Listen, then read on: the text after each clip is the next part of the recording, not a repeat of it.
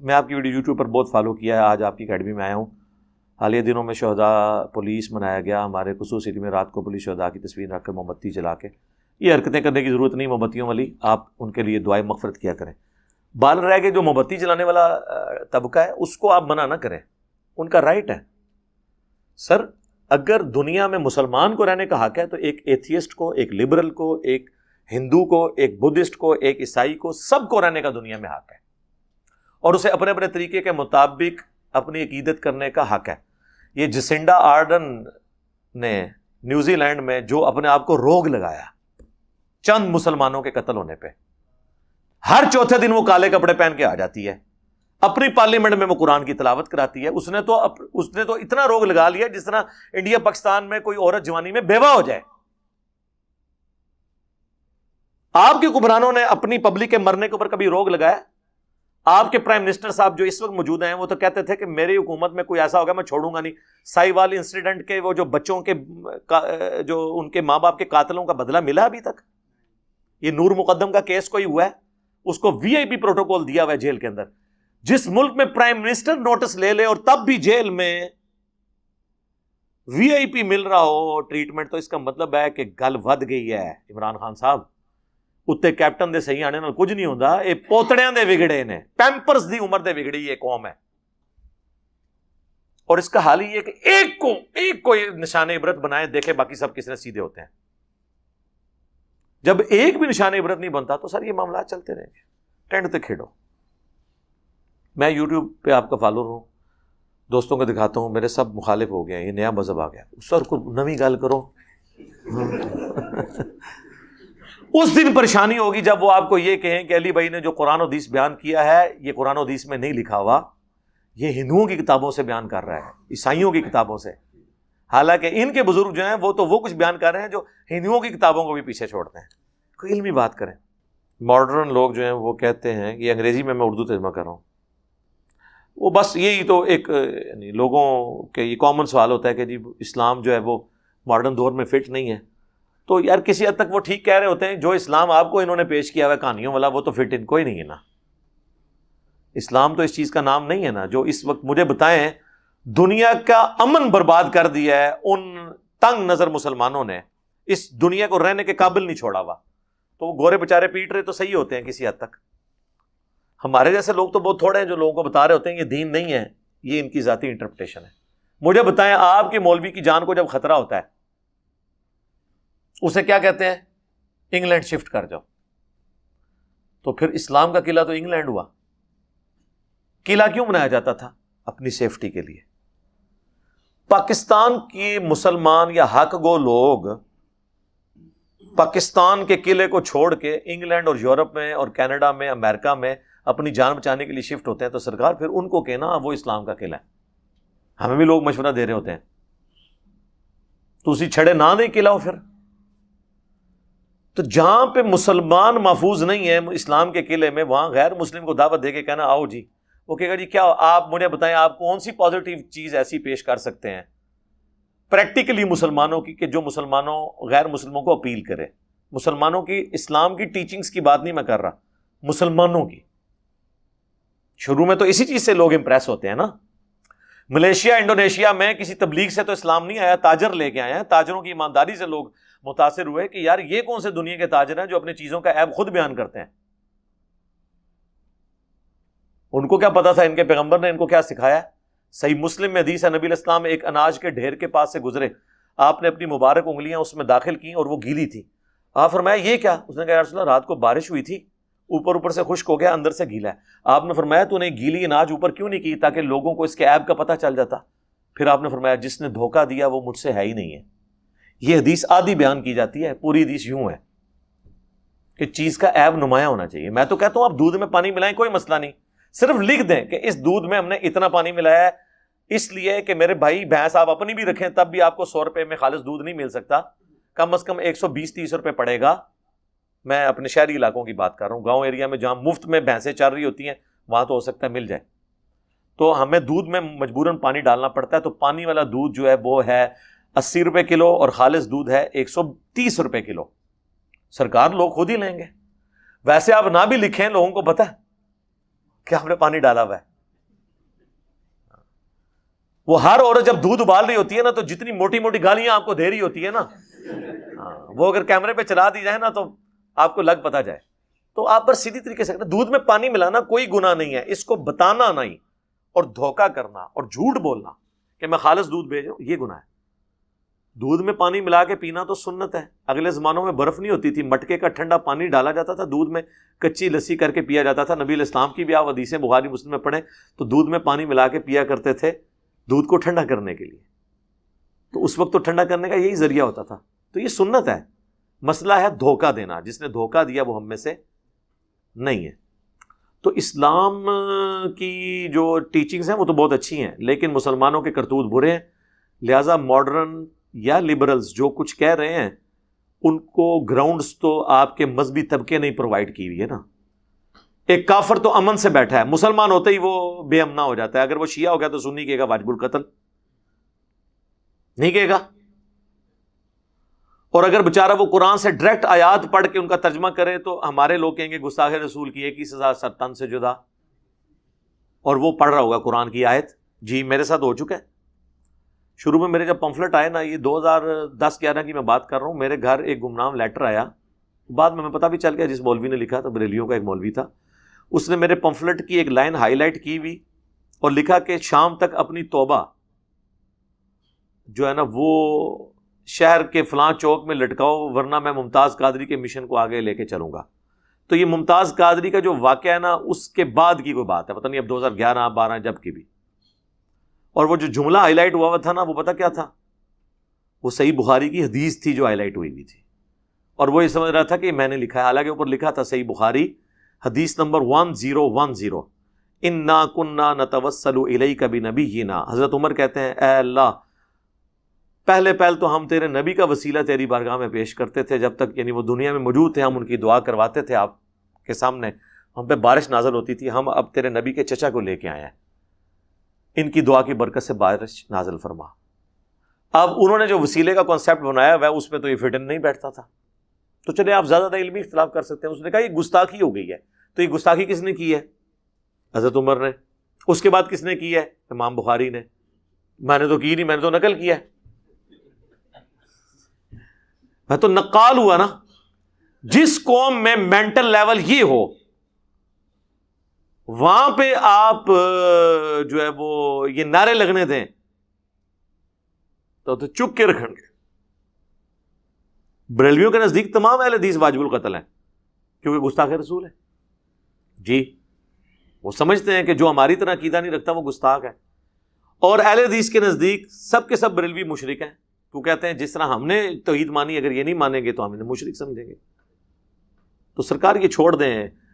آپ لبرلز کو اور ماڈرن لوگوں کو نہ روئیں، آپ اپنے گھر کی صفائی کریں. آپ کے مذہبی طبقے کے کرتوت ایسے ہیں.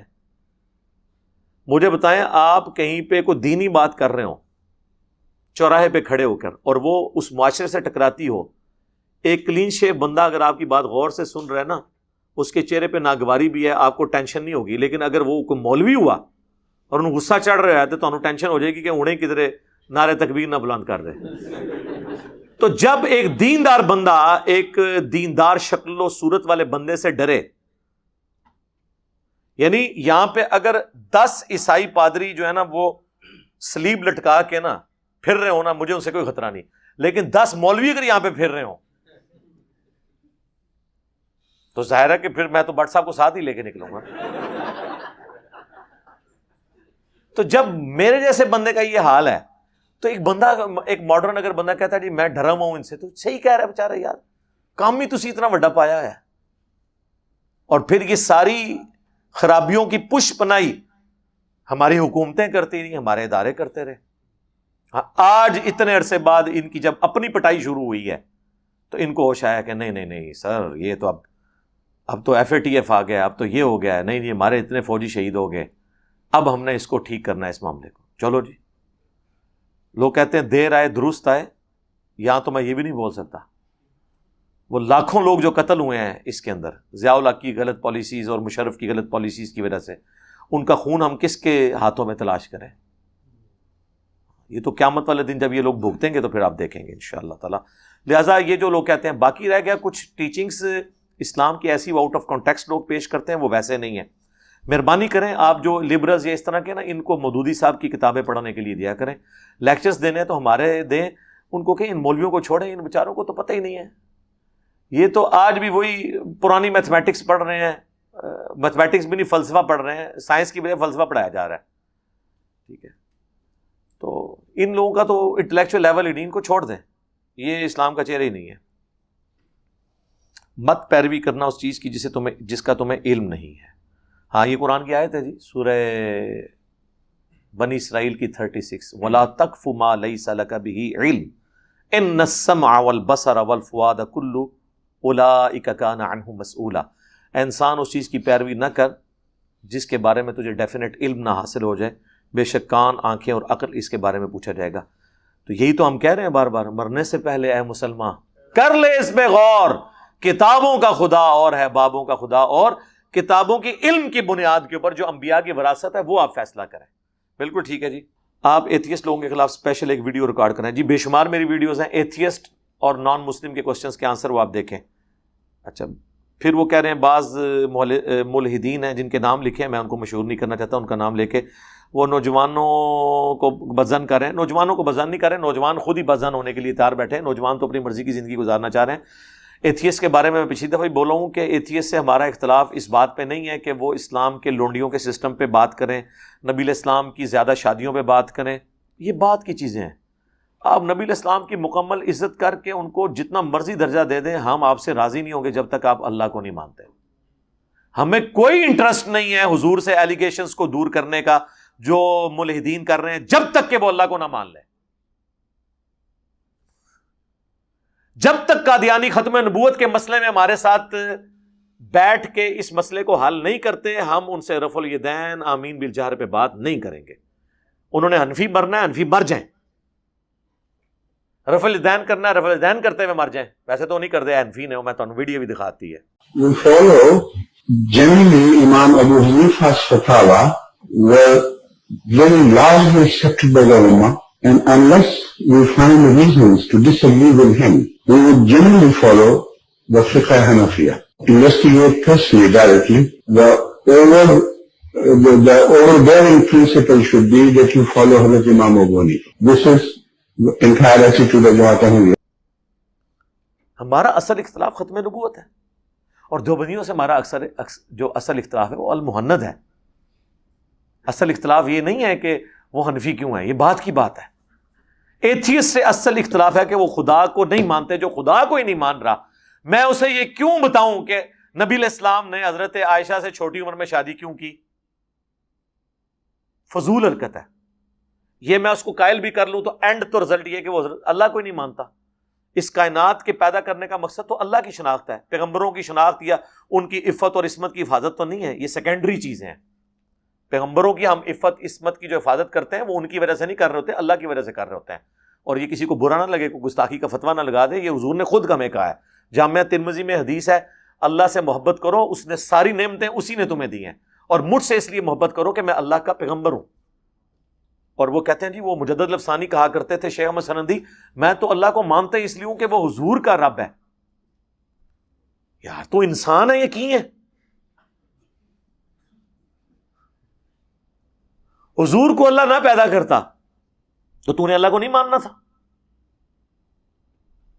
تو پیغمبروں کو خدا سے اوپر لے کے جا رہے, اتنی بڑی جرت تیری. قرآن تو کہہ رہا ہے لقد من اللہ علی المؤمنین اذ بعث فیہم رسولا, یہ اللہ کا احسان ہے کہ ان میں رسول اس نے بھیجا ہے. قرآن میں کئی جگہ ہے نبی تمہیں تو یہ امید بھی نہیں تھی کہ ہم تمہیں اللہ کا پیغمبر بنائیں گے. سورہ شورى میں ما كنت تدری ما الکتاب ولا الایمان, اے نبی اس قرآن کے نزول سے پہلے نہ تو آپ کو یہ پتا تھا کہ کتاب کس چیز کا نام ہے, نہ آپ کو پتا تھا ایمان کس چیز کا نام ہے. آپ بس بیسک ہیومن انسٹنکٹ کے اوپر مواحد تھے, لیکن یہ تفصیلات ہم نے قرآن کو آپ کے لیے نور کا ذریعہ بنایا. یہاں بالکل الٹ بات کرتے ہیں. نبیوں کو انہوں نے اللہ سے اوپر کیا ہوا ہے, اللہ کو نبیوں کے نیچے, اب تو خیر انہوں نے اپنے بابوں کے نیچے لگایا ہوا ہے. بات کرنے والی کریں. تو ایتھیسٹ سے ہمارا جھگڑا کیا ہے؟ Existence of God. باقی ہم نے کسی بات کا جواب نہیں دینا. ویسے میں نے کافی باتوں کے جواب دیے ہیں, باقی ہر بات کا جواب نہیں دینا ہوتا. علی بھائی جن لوگوں کو اس طرح گائیڈ کیا گیا کہ انجینئر کو نہیں سننا, وہ یوٹیوب پر آپ کی ویڈیوز سکپ کر دیتے ہیں. ایسا نہیں ہوتا, آپ بے فکر رہیں. سکپ وہ شخص کرتا ہے کہ جس کی قسمت میں ہدایت نہیں لکھی ہوتی. جس کی قسمت میں ہدایت لکھی ہوتی ہے نا, وہ سنتا ہی اس کو ہے. Forbidden fruits are always sweet. ہمارے پاس کئی لوگ آئے ہیں. ایک بھائی یہاں پہ ہے چارٹر اکاؤنٹنٹ پشاور سے, کچھ سال پہلے مجھے کہنے لگے کہ میں حج یا عمرے کے لیے گیا تو میں نے وہاں لوگوں کو رفع الیدین سے نماز پڑھتے ہوئے دیکھا. میں بڑا پریشان ہوا کہ میں پڑھا لکھا بندہ ہوں, میں نے نماز کے بارے میں تو میں تحقیق کروں. کہتے ہیں ماں وہاں کعبے میں ایک ہی دعا مانگتا رہا, اللہ مجھے حق تک پہنچا کہ سچائی کیا ہے. کہتے ہیں میں جیسے ہی یہاں ایئرپورٹ پہ اترا تو مجھے پہلا جو میسج واٹس ایپ پہ ملا نا, وہ مفتی طارق مسعود صاحب جو میرے شیخ تھے دیوبندی مدرسے کے, فاروق تحصیل مفتی صاحب. میں بھی دیوبندی تھا, پٹھان اکثر دیوبندی ہوتے ہیں. تو ان کا وہ ملا کلپ جس میں لکھا تھا انجینئرنگ فرقہ. میں نے کہا یار یہ میں تو دعا مانگی تھی, ایک فرقہ اور بن گیا, ایک رزلٹ نکلا دعا تھا. تو کہتا ہے میں نے انجینئر صاحب کو سننا شروع کیا. تو کہتے ہیں میں دیکھوں ہر چیز ریفرنس کے ساتھ ہے. پھر میں اپنے علماء سے پوچھتا تھا, وہ کہتے تھے آپ کو منع کیا تھا نہیں سننا. وہ کہتا ہے یار اس کو تو چھوڑو, وہ جب قرآن حدیث میں لکھا ہوا ہے. یہ تو اسی طریقے سے ہے کہ ایک پرائمری اسکول کا بچہ کہے قرآن میں لکھا ہے سورہ البقرہ کی آیت نمبر 279 کہ جو لوگ سود کھاتے ہیں اللہ اور اس کے رسول عز و جل و صلی اللہ علیہ وآلہ وسلم کا اعلان جنگ ہے ان کے خلاف. اور آپ کہیں کہ بیٹا پہلے ڈگری لے کے آؤ. میں یہ آیت بھی نہیں مانتا نعوذ باللہ, جب تک تیرے پاس ڈگری نہیں آئے گی. تو آپ ایمان سے فارغ ہو جائیں گے. آپ کو کیا حکم ہے؟ بلغوا عنی ولو آیہ, پہنچا دو میری طرف سے خواہ تمہیں ایک آیت ہی آتی ہو. کل کو یہ بچوں نے کہنا شروع کر دیا نا کہ مفتی صاحب جب تک آپ سائنس کی ڈگری نہیں لے کے آئیں گے ہم آپ سے کبھی یہ بات نہیں مانیں گے کہ زمین گول ہے. ہاں, ہم نہیں مانیں گے کہ سورج زمین سے 13 کروڑ گنا بڑا ہے. یہ جو طارق جمیل صاحب اتنے سائنٹیفک فیکٹس بیان کر کے اللہ کا تعارف کرواتے ہیں, تو وہاں کھڑے ہو کے کیوں نہیں کہتے تبلیغی جماعت والے کہ آپ تو ڈاکٹری چھوڑ گئے تھے پہلے سال میں ہی, آپ کو کیا حق ہے آپ سائنس بیان کریں؟ تو سر ڈاکٹروں کا, انجینئرز کا, سائنٹسٹ کا حوصلہ ہے کہ وہ اپنی تحقیق کو بیان کرنے والے کو یہ نہیں کہتے کہ تجھے حق نہیں ہے, بلکہ وہ کہتے ہیں کہ بات تیری ٹھیک ہونی چاہیے, ہم تھینک یو بولیں گے. اور علماء کیا کہتے ہیں؟ پھینک دیو. آپ بے فکر ہیں. اللہم انی اسألک بانک انت اللہ لا الہ الا انت الاحد الصمد الذی لم یلد ولم یولد ولم یکن له کفوا احد وإلہکم الہ واحد لا الہ الا هو الرحمن الرحیم الف لام میم اللہ لا الہ الا هو الحی القیوم اللہم صلی علی محمد وعلی آل محمد اللہم ربنا آتنا فی الدنیا حسنہ وفی الآخرۃ حسنۃ وقنا عذاب النار ربنا آتنا من لدنک رحمہ وہیئ لنا من امرنا رشدا. اے اللہ ہماری, ہمارے ماں باپ کی, ہمارے بیوی بچوں کی, پوری امت کی تمام دینی, دنیاوی, جسمانی, روحانی, ظاہری, باطنی پریشانیاں, تکلیف, مصیبتیں, دکھ درد, بیماریاں, دشواریاں دور فرما. دنیا میں جہاں کہیں بھی مسلمان کافروں کے خلاف برسر پیکار ہیں, افغانستان میں, عراق میں, شام میں, چائنا کے اندر, فلسطین میں, جہاں جہاں بھی مسلمان مظلوم ہیں, غیب سے ان کی عزت و آبرو کی, جان و مال کی حفاظت فرما. ہمارے ملک پاکستان کی خیر فرما, پورے عالم اسلام کی خیر فرما, اندرونی اور بیرونی خطرات سے محفوظ فرما. حاضرین کے دلوں میں جو نیک اور جائز دعائیں ہیں قبول فرما. حاضرین کے گھر والوں میں جو بیمار ہیں اللہ ان کو شفا عطا فرما. جن کے رزق کی تنگی ہے اس میں خیر و برکت عطا فرما. جو فوت ہو چکے حاضرین کے رشتہ دار چھوٹے بڑے ان کی مغفرت فرما. آج تک جتنے مسلمان فوت ہوئے اللہ ان کی مغفرت فرما. اللہم اغفر لحینا و میتنا و شاہدنا و غائبنا و صغیرنا و کبیرنا و ذکرنا و انثانا. اللہم من احییتہ منا فاحیہ علی الاسلام ومن توفیتہ منا فتوفہ علی الایمان. سبحان ربک رب العزت عما یصفون وسلام علی المرسلین والحمد للہ رب العالمین برحمتک یا ارحم الراحمین.